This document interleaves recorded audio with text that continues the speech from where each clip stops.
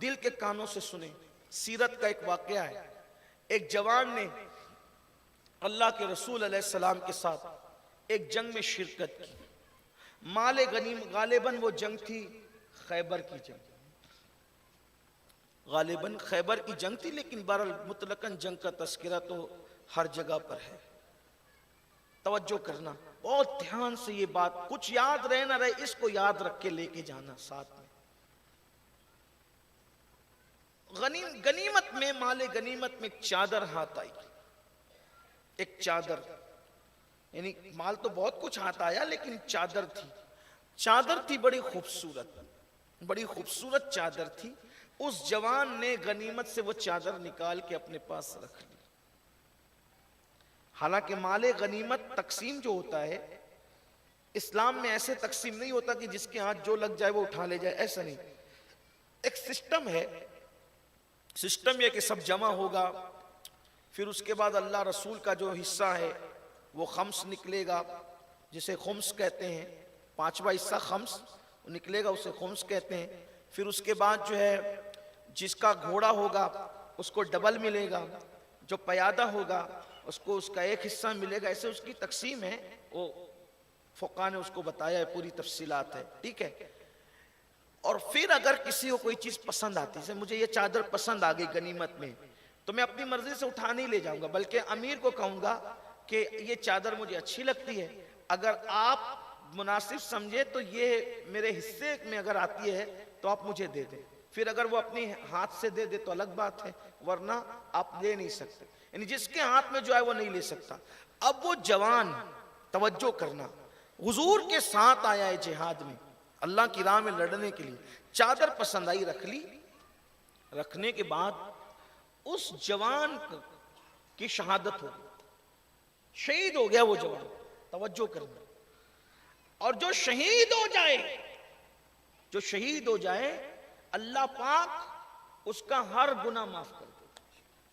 اللہ کے رسول علیہ السلام نے فرمایا وہ چادر جو اس نے نکال کے رکھ لی تھی، اب جس نیت سے بھی نکالی ہوگی، ہو سکتا ہے شاید بعد میں وہ اجازت لیتے، جو بھی کرتے، جو بھی معاملات ہوتے، لیکن بہرحال شہادت نے موقع نہ دیا کہ بعد میں اس چادر کے بارے میں بات کرتے کہ وہ چادر وہاں سے نکال لو، کیونکہ وہ غنیمت کی چادر ہے. اگر اس چادر میں اس کو لپیٹ کر کفن دے دیا جاتا تو چونکہ اس نے اجازت کے بغیر نکالی تھی، وہ چادر اس کے لیے آگ کی شکل اختیار کر جاتی. کس کے لیے؟ شہید کے لیے. شہید کے لیے اجازت کے بغیر غنیمت کی چادر ہے. غنیمت کی چادر، کافروں سے ہاتھ آئی ہوئی چادر، غنیمت کی چادر. فرمایا واپس لے لو. اب ہو سکتا ان کی نیت کچھ اور رہی ہو، وہ بات کرتے جو کرتے، بات کے معاملات ہوتے، لیکن شہادت نے موقع نہ دیا کہ بعد میں کچھ بات کرے. فرمایا نکال لو.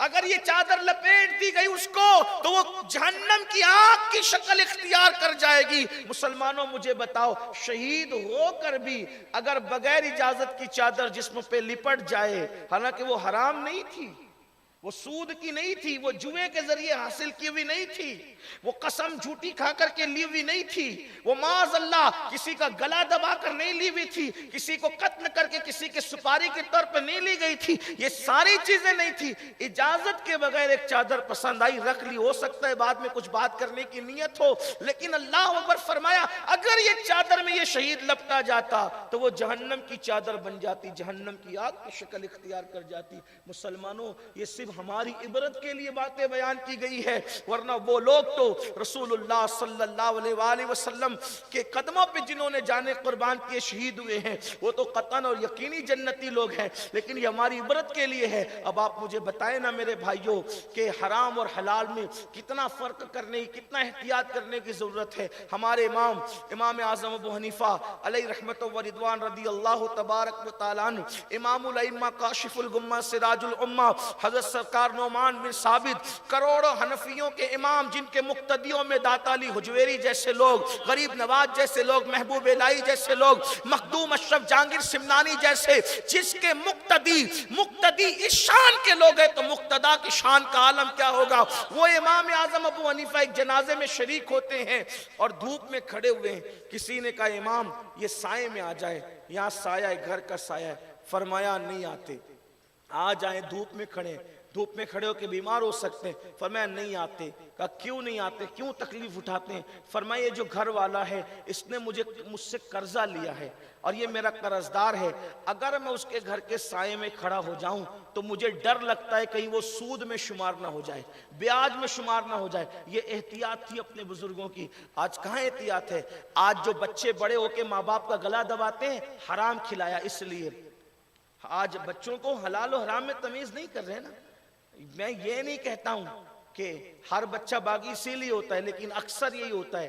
اپنے بچوں کو حرام کھلاؤ گے, بڑے ہو کر کے لات ماریں گے, بڑے ہو کر بے وفائی کریں گے, غداری, کیونکہ آپ نے اس کے گوشت اور خون کو حرام کر دیا. تو جیسا لقمہ ہوگا ویسی تاثیر ہوگی, ویسے ہی اثر ہوگا.